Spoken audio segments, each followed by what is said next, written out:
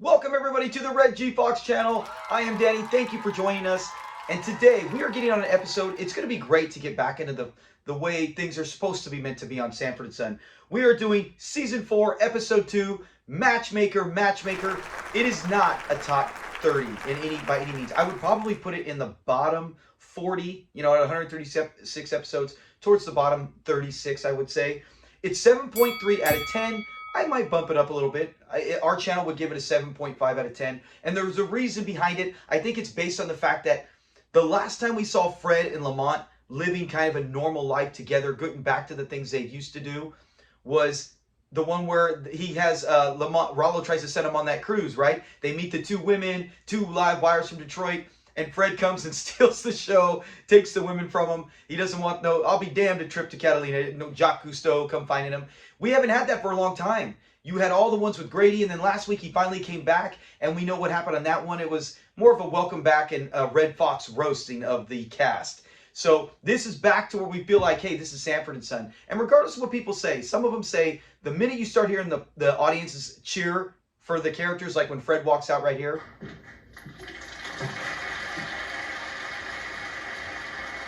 Yeah, when they do that. Ironically, though, they didn't do it for Lamont this time. That's kind of weird because they're co-leads. But they said that's the beginning of the end. They feel like the show takes a dip. It's not as good. I beg to differ. I think this episode is still really good. It's like I said, the thing I love the most is we get Fred and Lamont living in normal lives, going through a scheme, and Grady's getting involved. As always, we saw how great Grady was. 2 episodes into season 4, Fred's back, and guess what? Grady's been in both of them. No surprise. He became a huge fan favorite, which is why he went on to get his own show. So let's get to the summary on this one. Fred's cousin passes away. They find out about it, and now it's, hey, if Lamont can name his firstborn child after the cousin to continue his name for another generation, right? Some people are really hung up on their names, but getting that out there, he will leave $7,000 to Fred, or mostly Lamont. But Fred, in his mind, he's like, hey, $3,500 is coming to me. So he's like, we got to get you married. We got 12 months. Lamont is like, hey, I'm not against the marriage. I'm all for that. But I got to do it in my time. He's still got a lot of things he wants to do. And what's Fred's result? What's Fred's think on that response to Lamont? It's plenty of time for girlfriends after you get married. It's like, hey, you got plenty of time. After you get married, you can go mess with girlfriends. So he's got an idea. He gets Grady, of course, involved. And they're going to go on a dating service, set Lamont up. They want to get him hitched, married, and have a baby so he can collect that money. That's basically it on the summary. Let's get to the fun facts. I didn't know that. All right, only a few today. Fun fact number 1, in this episode, they mention Cicely Tyson and how she, Fred's like, hey, maybe she can be someone Lamont would marry. And Grady talks about seeing her in a movie where she played a 100-year-old, and that's not going to work. But in reality, she was 50 years old. And Lamont's character, it's weird. I think they say he's 32 in this one. But Fred's only 65. I don't think he's had his 66th birthday yet. And Lamont was in his late 20s. So Lamont's aged like 4 years in 4 seasons, while Fred's aged 1 year. The math never adds up on their ages in this show. Real life, Damon Wilson was like in his mid-20s at this stage, maybe even 26, 27. So she was well half his age. Not going to happen on that, just in case you were curious about that with her age. Another one in this. Now, this is just something, I even made a small video on it, and I've probably gotten more flack on Facebook. Like, people love it. People laugh. They got it. It was just a joke. It was something fun. When there's only so much you can produce as a content creator, I can't just show Sanford and Son. I don't have the rights. But in this one, where Grady comes out and says, she's like, can you hold the olive? He's getting Nora Simpson a drink. She's like, multiple times, can you hold the olive? Here, let's see what Grady does. Oh, sure. How long you want me to hold these olives? He's like, how long can I hold these? Do you want me to keep holding these olives? So he obviously doesn't understand the concept fully. 2 episodes later, when he's talking about, hey, she said hold the onions, so I said hold my onions too. When he's talking about Dolly, I just basically said, hey, that's funny. It's almost like the writers showed Grady kind of understood it, and now 2 episodes later, he understands it fully, right? I understand holding the onions doesn't mean just taking them off and holding them. It means she don't want them, and I don't want them now either. So it's like, it was just a fun thing that maybe the writers did, maybe they didn't. I made about, you would not believe, if you are a member or a follower on Facebook, go read that. The people, like 20% of the people are attacking me going, what a stupid fact. It's not a fact. You don't know what you're talking about. And they get so angry, and I'm like, it's just a little 1 minute clip about, hey, maybe it was. It's something I thought was fun. And people said, no, I'm crazy. And then a lot of people loved it. So comment in this below if you get that, if you understand it's just a fun joke. You know how shows do it nowadays, like Seinfeld, where they'll relate other episodes. I felt this was like, hey, maybe the writers related it. They just talked about it 2 episodes ago. Tell me if I'm right or wrong. And if I'm wrong, who cares? It was just something for fun. I just can't believe I got that much anger towards me because I made some kind of comment about this. I didn't think on a Sanford and Son comedy show we would have that much drama. But those are the 2 fun facts on here. Let's get to the familiar faces. We got several of them today. May I ask you a personal question? All right, here we go. Familiar faces. Our first is Kathy Cooper. She is Miss Williams, the dating service lady. If you are a big fan of Sanford, the TV show, you will recognize her instantly. Now, she does come on Sanford and Son several other times. She's in 2 other episodes, and she was the Evelyn, Eve, Fred's fiance or girlfriend in that series, Sanford series. She was the maid around the house. You could totally tell she was the Aunt Esther role in that. As every time Fred came to visit her, they'd go back and forth, and she would have some kind of insult. And I don't think she ever caught on too well in that. She was funny, but they eventually brought the real Esther in there because no one can compare her with Aunt Esther, with LaWanda Page. She had a very short career, appearing in just 5 movies and shows, and one of them we talked about was Sanford. So of all her shows, 2 of them had to do with Red Fox. She did the most work in her career, 14 episodes in Sanford. Like I said, trying to play off like an Esther role. Let's get to the next one is Beverly Sanders. That is, hi, I'm Nora Simpson. She plays a lush in this, outstanding. She did a lot more in her career. 85 years old, and she's still with us today. 83 shows and movies for her. She was the last thing she actually appeared in was 1 episode in a series called Baskets in 2019. She also was in Beverly Hillbillies, The Mary Tyler Moore Show 3 times, and then, of course, the spinoff, Rhoda, 6 different times she was in that.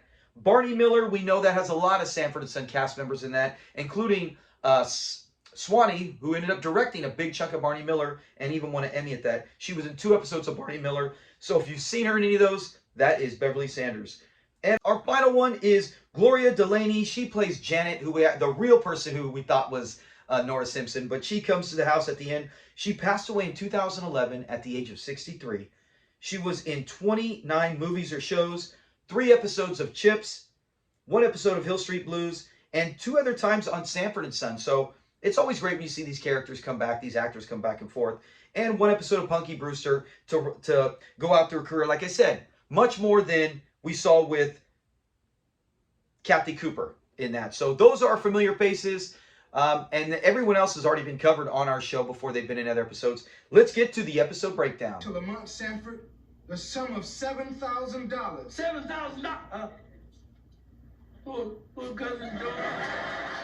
Okay, so in this episode, we covered basically how they find out, hey, I gotta get Lamont married. He doesn't want it. He doesn't even know about this. So Grady and Fred go to the dating service, and there's 2 amazingly funny parts. This is a huge good scene in this one. We're at the dating service where Grady sees one of the magazines. Let's cover what he says right here. How to increase his sexual awareness with yogi. When did he quit baseball? Thinking it's Yogi Berra and it's not. Oh man, that's a great scene in line. But there's so much that goes on at this part that it's one that you really find yourself busting up at, and the fact that when they're trying to figure Lamont's age and they're going back and forth trying to trick it. And my favorite is when he talks about Fred, where he's trying to build up Lamont on this dating service because he wants nothing but the best for him. So he's not just a doctor; he's a part-time doctor. And it goes back to, we've covered on many other episodes where we had he's a doctor and a lawyer, or a tailor, right? A lawyer and a tailor in Sonny Cochran. You also had oh my gosh, when he calls Dr. Caldwell, he is a post office and a doctor. So we've seen multiple times so many characters, and now he's even got Lamont being a doctor part-time and a lawyer. Let's see the way he explains it. I love Kathy Cooper's reaction to all this. Part-time. Yeah, part-time, doctor and lawyer. My goodness, doctor and a lawyer. Yeah, he's an alpha beta market. Oh, Fred, he oversells it. But like I said, that's probably my favorite scene. And we talked to, as I talked about earlier, it's so good to see Grady and Fred back together. They were together last week, but not very much. It was mostly Lamont playing off Grady and Fred. So the fact that, hey, we hadn't had these two together, geez, man, since several episodes of season 3. So it's been probably a year since we saw it at that time. You know, now we can watch episodes anywhere. But I'm just trying to remember the impact of how much it was to have Fred back with Grady. That's why I think it's a little higher ratings-wise. It should be for the episode. But they're going that. They get there. They get set up the date. And when she's knocking at the door, Fred's telling, he doesn't want Lamont to know. Lamont sees everything set up. And he's like, what's going on? And he's like, oh, don't worry. We got a guest coming over. We got a friend. And he's totally setting it up to where he thinks, hey, I can get Lamont to like her. And bang, boom, $7,000. Here we come. But wait till Grady answers the door. Guess who's coming to dinner? Let's check that out. Hi, I'm Nora Simpson.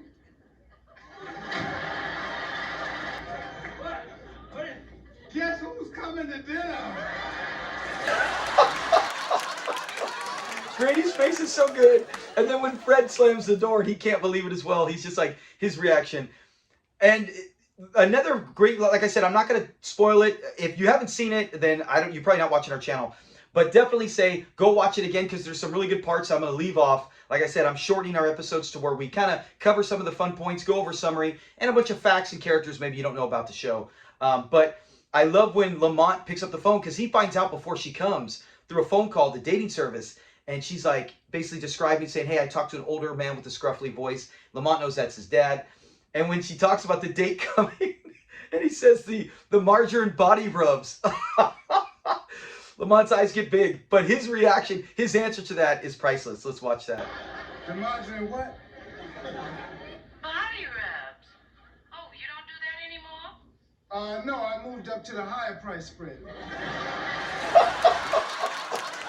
I'm going for a higher class spread. So, oh my gosh.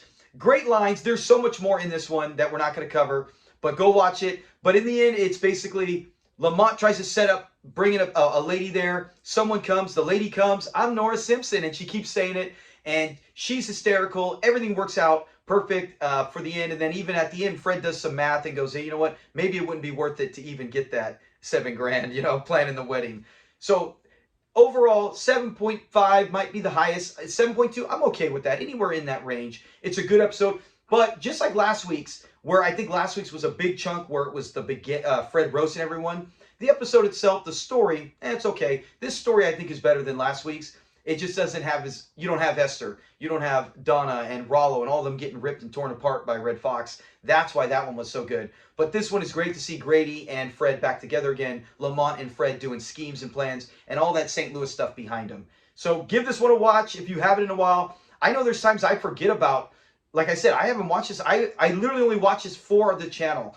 So that's why I'm saying by getting this out there, maybe it'll inspire you to say, hey, I'll go give it another watch, and you might find something you forgot. Because there are lines and scenes in some of these that I go, I forgot all about it. And then I go to watch it, and I'm dying on that. And this one has several, like the body rub and some of the other stuff. So thank you very much. I hope you loved Sanford and Son. If you do, subscribe to our channel. Help us reach our goal of 100,000. I honestly don't know if we'll ever reach it. But, hey, we're this close to 10,000. And there's no way a year ago at this time, we weren't even at 1,000. So there's no way I would have thought we would be 10,000, let alone ever 100. But if you enjoy Sanford and Son and you really want to support the channel, give a like and definitely subscribe. Have a great, safe day. Merry Christmas, because Christmas is here. It's right around the corner.